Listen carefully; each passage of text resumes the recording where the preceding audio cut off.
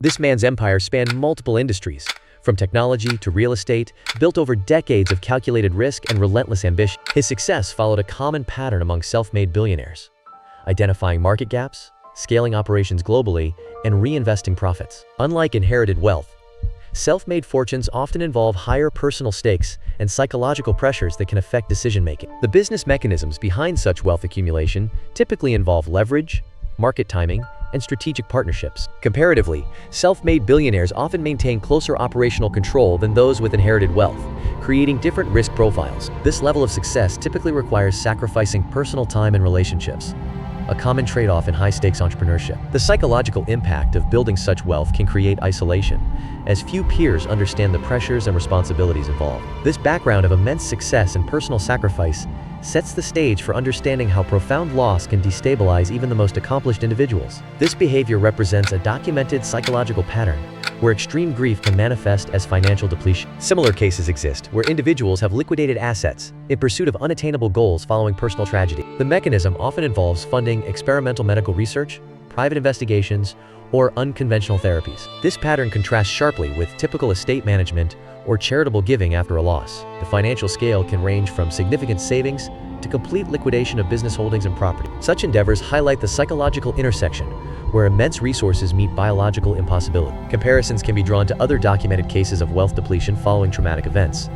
Though motives vary, the outcome typically demonstrates the absolute limit of financial influence over certain natural processes. This empire was typically built in sectors like technology or finance, where rapid scaling and market dominance create immense fortunes. Such wealth places individuals in a rarefied global elite, where financial constraints that govern ordinary life no longer apply. The marriage was often described by observers as a profound partnership, suggesting shared vision and mutual support in both personal and professional realms. This dynamic contrasts with many high-profile relationships where partnerships are transactional or primarily for public image. In these environments, personal and business lives become deeply intertwined, with spouses often involved in strategic decisions. The psychological impact of operating at this level involves constant pressure, scrutiny, and the weight of maintaining both empire and public persona. This foundation of immense wealth and strong partnership sets the stage for what follows, creating both stability and particular vulnerabilities. Following his wife's death, the individual reportedly invested substantial resources into cryonic preservation efforts. Cryonic preservation involves cooling a deceased body to extremely low temperatures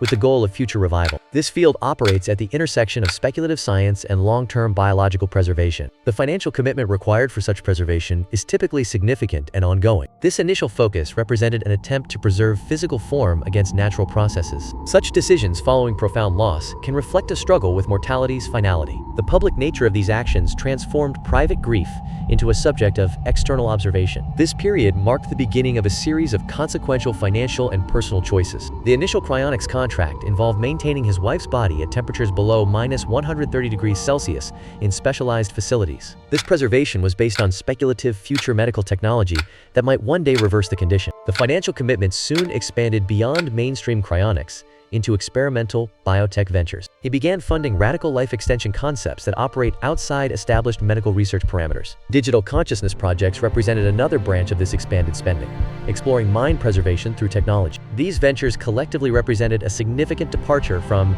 conventional scientific investment strategies. The pattern mirrors other cases where extreme wealth has been directed towards speculative scientific frontiers. Such investments often operate in regulatory gray areas between established medicine and experimental technology. The financial drain became catastrophic and highly visible as he liquidated core assets. This was not a side project but a primary commitment requiring substantial resources. He began selling off parts of his established business empire to fund these speculative ventures. Long-held investments were divested, converting stable portfolios into cash for immediate use. This pattern mirrors other cases where wealthy individuals over-allocate to high-risk, unproven theories. The mechanism is straightforward. Funding speculative research requires continuous capital without guaranteed returns. Unlike diversified philanthropy, this concentrated backing created a single point of financial failure. The visible asset liquidation signaled to observers that personal wealth was being rapidly depleted. The scale of the spending was so vast that it became noticeable to industry analysts. They documented the rapid dissolution of a once stable fortune, a pattern seen in other cases of sudden wealth mismanagement. This created an ecosystem of dependence around the wealth. His wealth attracted a range of individuals and organizations, each with their own motivations and agendas. Some were credentialed researchers seeking funding for legitimate projects. Others were entrepreneurs with bold proposals but unproven track records, a common dynamic in wealth ecosystems. This mixture created a challenging environment for distinguishing viable opportunities from risky ventures. Such ecosystems often accelerate financial decline when not properly managed. The man's singular goal, resurrection, became a known source of funding for a variety of speculative ventures. This pattern is not uncommon. Individuals with significant resources sometimes redirect capital toward highly ambitious, long-shot projects. The personal toll was evident to those around him. Associates described a man who became increasingly isolated, singularly focused on this mission. The charismatic, sharp-minded businessman they once knew was overshadowed. He was now a figure consumed by a project that, by all observable laws of nature, seemed futile. This shift from a broad, successful career to a narrow, all-consuming pursuit is a documented psychological pattern in cases of extreme obsession. The mission itself represented a fundamental challenge to establish scientific boundaries. The precise scientific avenues he pursued remained largely undocumented, as much of this research was conducted privately. This pattern of private experimentation is common among individuals pursuing unconventional theories outside established institutions. We cannot know his internal state, whether he viewed this as a calculated investment or an act of faith. This ambiguity between rational pursuit and personal conviction is a recurring theme in many documented cases of obsession. Crucially, there is no verified conclusion where he definitively succeeded or found closure. Many such pursuits end without clear resolution,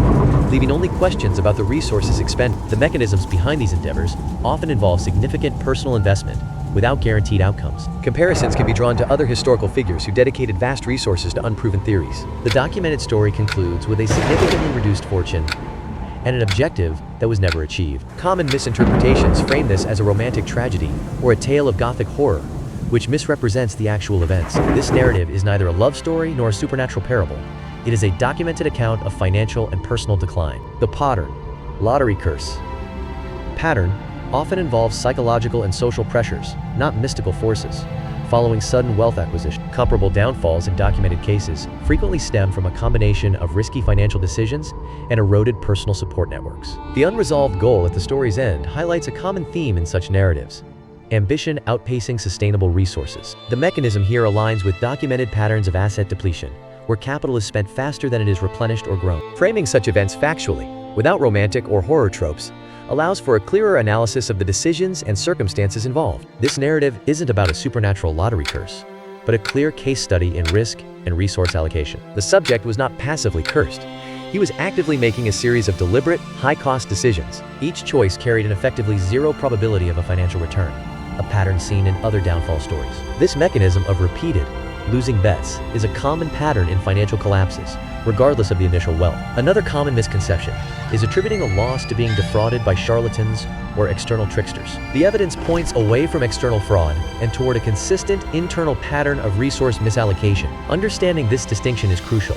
It shifts the focus from mythical curses to analyzable financial behavior. The tragedy lies not in magic, but in the repeated, calculated choice to allocate vast resources against impossible odds. This dynamic illustrates a willing patron actively seeking speculative frontiers, effectively creating a market for such ideas. The practical insight involves the psychology of decision-making under extreme loss. Grief can significantly distort risk assessment, leading to irrational choices. Unlimited resources remove the natural feedback mechanisms that typically prevent excessive risk-taking. Most people encounter financial constraints that naturally limit their pursuit of impossible goals. Without these constraints, individuals may continue investing in ventures with diminishing returns.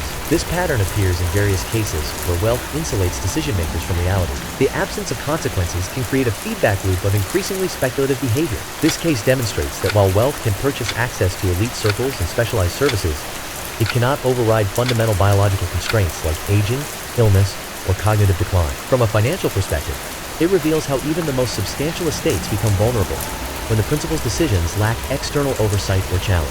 This vulnerability often emerges in situations involving complex asset management, where personal judgment intersects with vast financial resources. The legal dimension raises critical questions about fiduciary responsibility, the duty to act in another's best financial interest. It also highlights the challenging assessment of mental competency at the highest wealth tiers, where standard evaluations may be circumvented. Such scenarios are not isolated. They reflect a pattern where immense wealth can insulate individuals from routine checks and balances. Comparatively, this contrasts with more regulated environments where institutional oversight provides a safeguard against unilateral, detrimental decisions. Ultimately, This serves as a stark lesson on the limits of monetary power when confronted with human biological and psychological realities. The lesson here is universal. Structures like boards, trusted advisors, and family councils are critical. These systems provide objective perspective when personal judgment is clouded by profound emotion. This story serves as a modern parable about applying corporate tools to solve deeply personal, emotional problems. It reveals a fundamental mismatch.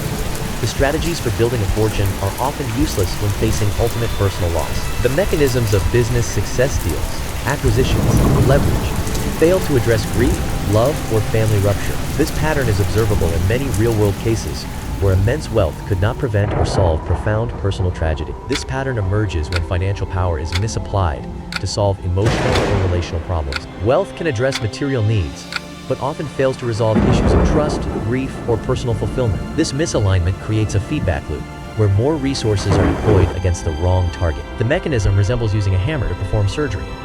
The tool is powerful but inappropriate for the task. Historical examples show this pattern across different eras and economic systems. The tragedy compounds when recognition comes only after significant resources are exhausted. This represents a fundamental category error in problem-solving approaches. The cost extends beyond financial loss to include relational damage and personal identity crises. If the veil stirred, subscribe and meet the next encounter.